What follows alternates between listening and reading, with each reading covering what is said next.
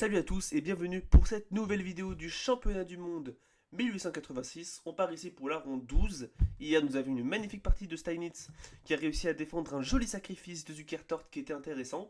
Steinitz mène donc 6 à 5. Il a les blancs contre Zukertort et c'est parti. Steinitz répond avec E4, on a l'habitude dans ce championnat.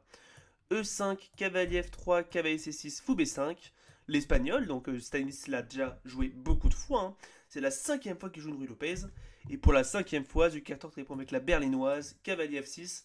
Donc l'idée étant que les blancs menacent le cavalier pour s'en prendre au pion E5, et du coup les noirs répondent simplement en s'en prenant au pion E4. On a petit roc, sacrifice de pion, cavalier prend E4 et tour E1. Donc ça, je rappelle, c'est la ligne traditionnelle, on l'a déjà vu plusieurs fois dans ce championnat. L'idée étant que les blancs ont sacrifié un pion, mais ils ont mis pression sur la colonne E pour ensuite récupérer le pion en E5 et avoir des positions qui sont souvent très positionnelles. On a vu beaucoup de miniatures stratégiques dans ce championnat de la part de Steinitz ou de Zukertort. Et du coup, on continue cette lancée. Dame D6, fou, cavalier prend E5, fou E7, donc bloque la colonne E. Et ici, Steinitz va répondre un coup qui est imprécis, qui sort de la théorie. C'est fou prend C6. Alors pourquoi c'est imprécis? À cause de la paire de fous. L'idée c'est qu'ici, vous voyez, la position reste quand même relativement ouverte. Elle sera peut-être un peu fermée dans le futur, mais elle est quand même assez ouverte. Et en fait, prendre ici le cavalier permet aux blancs, en fait, de permet aux noirs plutôt de récupérer la paire de fous sans vraiment avoir de soucis, premièrement. Et surtout, après D prend C6 joué par Zukertort, ça ouvre le fou à case blanche. Donc c'est quand même assez imprécis. C'est rarement joué dans la théorie actuelle. Mais peut-être l'idée de Stanitz était de déboussoler son adversaire pour peut-être avoir plus de chances de gain. Ici, Stanitz joue Dame E2, tente de placer un petit piège. Ici, qu'est-ce que vous joueriez? Eh bien ici, Zukertort va répondre le bon coup, enfin un des bons coups, évidemment il n'y en a pas qu'un seul, fou E6. Alors pourquoi fou E6 et pas petit roc? En réalité, petit roc semble être le coup vraiment logique de la position, mais le roi à l'abri active la tour. Mais le souci c'est que là, vous voyez, la tour et la dame mettent vraiment une énorme pression sur la colonne E, et Stanis peut directement y prendre avantage avec cavalier prend C6, magnifique sacrifice, qui n'en est pas vraiment un. Ça gagne un pion et fait une fourchette, hein. Donc ici ça force B prend C6, et dame prend E7, du coup défendu par la tour, et les blancs ont simplement gagné un pion, et ils ont regagné la paire de fous, donc petit roc ne fonctionne pas. C'est un piège qui est énormément casé chez les débutants, donc il faut faire extrêmement gaffe. Mais fou E6. D3, Stanitz tente maintenant de venir ouvrir le fou, garder son activité du cavalier et surtout venir simplement pousser avec parcimonie sans se mettre en risque. Et ici, encore une fois, Zukertort doit être vigilant. Petit roc ne fonctionne toujours pas vraiment, c'est jouable ici, hein, mais c'est juste assez imprécis, parce que les blancs regagnent la paire de fous avec le magnifique, et ils gagnent un pion même, avec le magnifique cavalier prend F7 cette fois-ci. L'idée étant de déloger le défenseur du fou E6, et après tour prend F7, ici attention, fou prend F7 se prend simplement dame prend E7, et donc après tour prend F7, dame prend E6, les blancs sont humainement mieux, mais l'ordinateur semble dire qu'il y a des compensations après cavalier F6, avec cavalier F5. Mais évidemment, pour des humains, c'est très compliqué à jouer. Ici, la menace étant ça, qui attaquerait un peu de partout. Mais du coup, ici, Zukertort ne tombe pas dans ce piège, dans cette ligne très critique. Il joue plutôt cavalier F5, un coup préparatoire, hein, avec l'idée étant de défendre le fou. Comme ça, si jamais il y a petit roc et cavalier prend F7, il pourra simplement prendre du fou et le cavalier défendra le fou. Donc ici, Steinitz ne réussit pas à caser un piège. C'est bien essayé, mais malheureusement, il est contre Zukertort. Et donc cavalier D2 joué par Steinitz. Il va probablement essayer de se diriger vers la case F3 ou la case E4. Peut-être même vers la case F1 et G3, hein, dans certains cas. Ici, Zukertort répond avec petit roc, donc maintenant il le peut. Hein. G4 semble assez imprécis, il y a simplement cavalier D4 qui peut arriver. C3 joué par Stanis, donc prend la case D4, peut-être prépare la poussée D4, et tour E8. Donc là, il prend la défense de la colonne E, donc maintenant il n'y aura jamais de problème sur la colonne E. Cavalier E4, Stanitz réussit enfin à planter son cavalier en E4, l'idée étant de simplement le centraliser, ouvrir le fou. Et Dame D5 joué par Zukertort. Un coup intéressant, alors peut-être un peu trop terre à terre, mais c'est normal, c'est Zukertort. L'idée étant de venir attaquer le cavalier, mais surtout sortir la dame pour lier les tours et essayer de les activer. Le problème, c'est que vous voyez, la dame manque quand même un peu de cases, et elle peut peut-être se faire enfermer à un moment. Fou F4 joué par Stanitz, qui vient du coup continuer à se développer en défendant le cavalier. Tour à D8, D4. Stanitz avait son pion qui était un peu sous pression, donc il joue D4. Il donne aussi un socle solide à son cavalier en lui donnant aussi peut-être la case D3. Ici, Zucator répond avec cavalier D5. Donc il replace son cavalier sur une meilleure case en mettant pression sur le cavalier de Stanitz. Cavalier F5 joué par celui-ci. Il attaque le cavalier, le fou et le pion. Zucator défend donc les deux avec fou C8. Donc il refuse l'échange qui donnerait la paire de fous. Juste au cas où, ici, cavalier C5, F3 est un coup très intéressant aussi. Pour que si il y a cavalier prend, il y a simplement F prend E4 avec un très fort centre. J'ai noté ça dans la ligne comme une ligne intéressante. Mais du coup, après fou C8, cavalier CD3, joué par Stanis, qui a du coup replacé son cavalier sur la case D3 pour faire un tandem avec le cavalier E5. Donc une idée intéressante. Mais voilà, du coup, ça joue de la défense à la case F4. Mais on voit quand même que Zucator a réussi à conserver sa paire de fous, ce qui peut être un avantage par la suite. F6 joué par Zucator. Le souci, c'est peut-être que ça met un pion sur le fou E7 qui risque d'être un peu coincé dans le futur. Fou F8 aurait également été bon pour libérer la tour et mettre en place un vis-à-vis dangereux sur la dame, pour menacer du coup maintenant F6 réellement. Donc voilà, c'est un petit coup qui aurait peut-être été un poil plus précis. Mais F6 directement est aussi très jouable. Cavalier B4 joué par Stanis, qui au lieu de défendre passivement va contre-attaquer sur la dame. Dame B5, Zukertort menace en réalité un échange. Ici, le problème, c'est que Stanis n'a pas vraiment de choix. C'est compliqué pour lui de refuser l'échange, et s'il accepte l'échange, ça aide les noirs. Pourquoi? Parce que du coup, la dame noire manque de cases, donc du coup, c'est logique que Zukertort veuille l'échanger. Et ne pas l'échanger signifierait souvent perdre le cavalier. Le seul moyen pour Stanis de défendre les deux, c'est jouer cavalier ED4, enfin ED3. Mais après, fou F8, dame D2 et A5. Bizarrement, ça commence à être compliqué pour Stanis, qui commence vraiment à se replier en arrière. Les pièces noires commencent à s'ouvrir de partout. C'est compliqué pour lui. Donc du coup, Stanis se rend compte de ça. Après, dame prend B5. Enfin, après, dame B5, joue dame prend B5. Cavalier prend B5 joué par Zukertort, qui ouvre la tour en replaçant le cavalier. Il est peut-être pas incroyable ici, mais c'est logique, c'est très logique. Et cavalier ED3. Donc maintenant il replace le cavalier sur cette case, crée un tandem, mais on voit que les cavaliers blancs sont quand même un peu hors jeu. Ici, au cas où, un coup de psychopathe et un coup d'ordinateur, c'est cavalier B prend C6 proposé du coup par l'ordinateur avec l'idée que sur B prend C6, cavalier prend C6, oula, B prend C6, cavalier prend C6, il y a une menace sur la tour et le fou, donc ça force tour D7, A4, attaque le cavalier, cavalier D6, cavalier B8, tour D8, cavalier C6, tour D7, cavalier B8. Donc les noirs doivent perdre la tour au bout d'un moment, prise, mais la position est extrêmement complexe en réalité. C'est-à-dire que ça a réussi à prendre une tour et deux pions contre fou et cavalier, c'est-à-dire un échange qui est beaucoup considéré comme étant relativement égal, mais un peu avantageux pour les noirs. Mais c'est vraiment un bazar, et du coup, ça mène à des positions qui sont vraiment très compliquées à évaluer. Donc je ne vais pas m'avancer sur ce terrain-là. Donc cavalier ED3 répondu par Stanitz, très logique, hein, très naturel, pour venir simplement replacer le cavalier sur une meilleure case. Fou F5, joué par Zukertort, une petite imprécision. Le problème en fait, c'est que encore une fois, un peu comme on l'avait vu avec la ronde numéro 10, normalement, Zukertort ne prend pas compte des plans de Stanitz. Il essaie simplement de se développer, sans prendre en compte du coup l'intention de Stanitz et sans agir contre.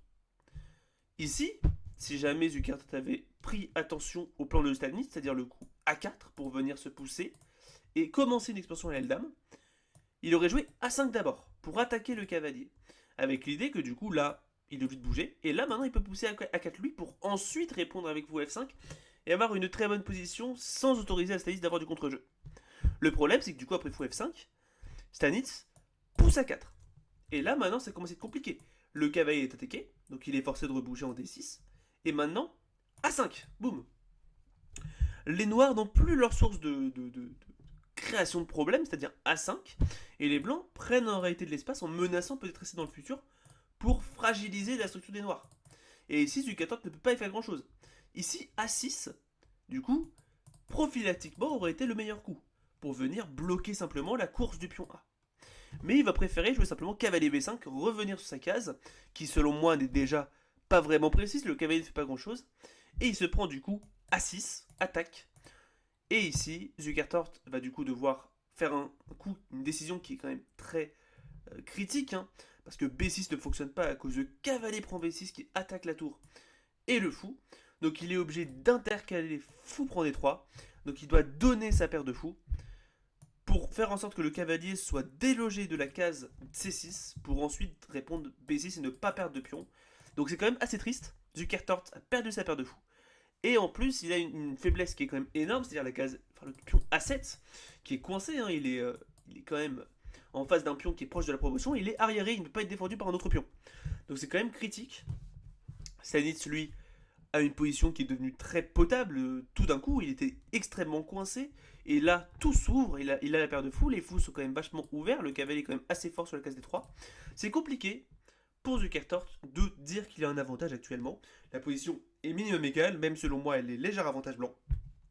Tour E3, joué par Stanitz avec le plan de doubler sur la colonne E. Roi F7, joué par Zukertort. Tour à E1. Ici, le meilleur coup aurait probablement été un coup comme fou D6 hein, pour venir simplement tout consolider et essayer de faire quelque chose. Mais Zukertort va ici faire une grosse gaffe qui est pas si simple à voir, mais qui est quand même catastrophique, surtout dans une partie lente. Tour D7. Ça peut être logique dans le sens où ici il défend le pion C7 pour essayer d'enlever la tâche qui est quand même très gênante de ce cavalier B5 qui ne fait pas grand chose. Et il veut aussi peut-être défendre le fou, le surprotéger, pour peut-être replacer la tour sur la colonne D et attaquer. J'en sais rien, mais il avait probablement une idée dans la tête. Mais le souci, c'est qu'il y a une tactique derrière. Le problème, c'est qu'il vient de se créer un gros signal faible. La tour ici en E8 était défendue par la tour D8. Mais à présent, elle est défendue que par le roi. Ce qui fait qu'en fait, ce fou, il est cloué. Parce que s'il bouge, tour prend tour, c'est défendu par la tour, le roi ne peut pas récupérer. Et donc Stanitz va en profiter pour faire un coup qui était jusque-là empêché par le fou noir. Il va jouer cavalier B4, magnifique coup, hein. Normalement c'est défendu par le fou, mais ici ça ne fonctionne plus, parce que du coup, le cavalier, si tu prends, je récupère la tour, donc je gagne une qualité. Et ici, le problème, c'est que le cavalier attaque le pion.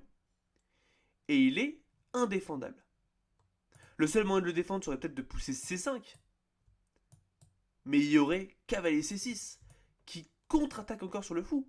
Ajoute un attaquant qui ne peut toujours pas bouger à cause de la tour derrière. Et c'est impossible de le défendre plus. Il y aurait cavalier prend, tour prend, tour prend, tour prend, tour prend.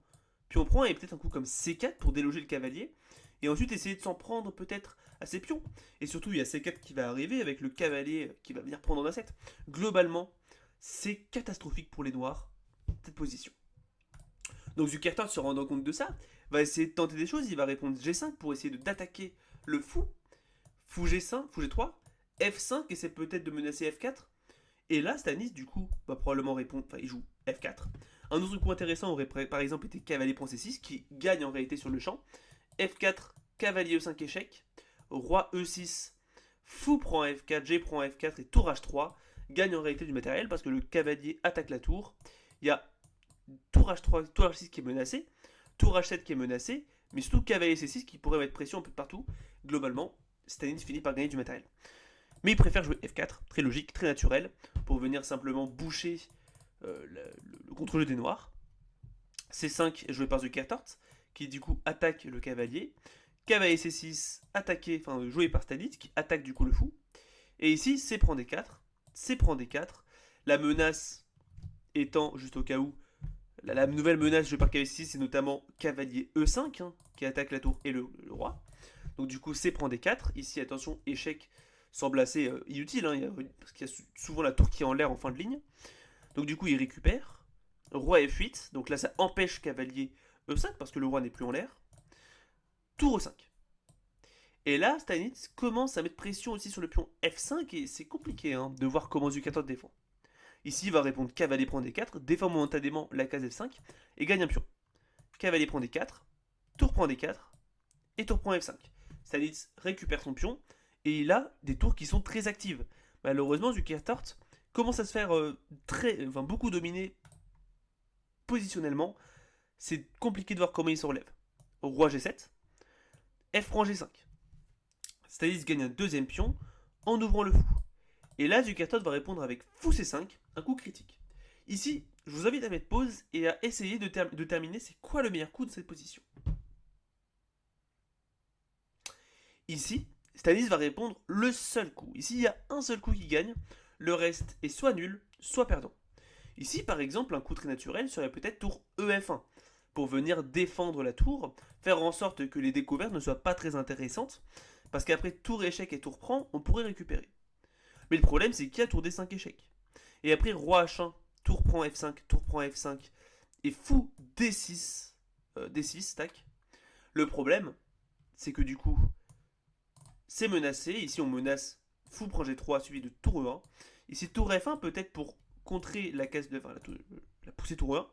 Mais là, fou prend G3, H prend G3. Le problème, c'est que les pions isolés des blancs qui sont triplés fait en sorte que la position soit nulle. Donc ça ne fonctionne pas. Et ici, ce qu'il fallait trouver, c'est le coup tour prend C5. Magnifique sacrifice qui vise simplement à délier la découverte. Et vous allez voir, en réalité, c'est une position qui finit par être complètement gagnante pour les blancs. Ici, déjà, on ne peut pas récupérer la tour, parce que la tour E8 est en là derrière. Donc Zukertort répond tour prend E1, logique. Intermédiaire, fou prend E1. Et après, B prend C5. La pointe qu'il fallait voir, c'était fou C3. Clouage, qui aurait été gagne la tour, enfin gagne la qualité. Roi G6 joué par Zukertort. Ici, fou prend D4 joué par Stanitz. E prend D4 forcé, forcé prend D4.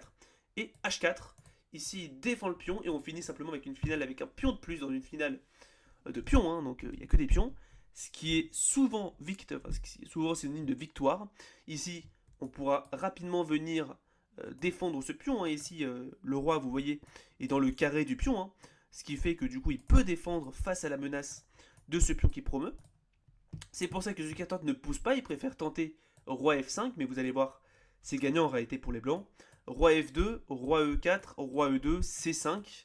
Zukertort qui tente de se forcer un passage, mais B3 empêche du coup la poussée du pion C. Roi E5 ici, au cas où tenter de s'en prendre au pion se prend probablement un coup comme G3 échec. Avec dès que surprise, il y a H5 et le pion G qui file en réalité à dame. Donc plutôt roi E5, roi D3, donc Stanitz se forge un magnifique endroit devant le pion. Roi F4 du coup à présent, un coup comme roi D5 ne sert pas à grand chose, il y a G4, H5, G6 qui va arriver, c'est complètement perdant. Donc plutôt roi F7, Zukertort essaie de s'en prendre du coup au pion de l'aile roi, mais du coup Stanitz pousse B4, ce qui force l'abandon, ici Zukertort abandonne dans cette position, parce qu'il n'y a rien à faire, la position est juste complètement perdante.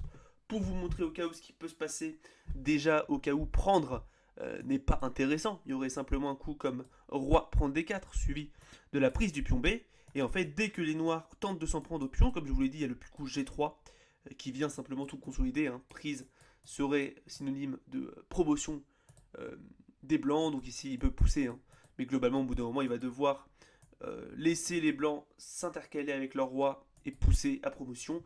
C'est complètement perdant. Et s'il ne prend pas, le problème c'est qu'on ne sait pas ce qu'il fait. Parce que là je menace prise, et si tu pousses, je prends le pion D. Et je vais rapidement tout simplement pousser en B6 et pousser le pion en A8. Vous voyez ce pion A6 qui est aussi un levier de victoire pour les blancs. Et c'est pour ça que du coup la position Zukertort se rend compte qu'il est complètement perdant, il abandonne. Et donc, belle victoire de Stanis, je trouve que c'est une magnifique miniature stratégique sur la fin, même s'il a joué une ouverture qui était très honnêtement très très douteuse. Mais bon, c'est son choix, ici il s'avère que ça a marché, même si du coup, donner la paire de fou c'est pas toujours bien. Zukertort a surtout pas réussi à punir l'adversaire.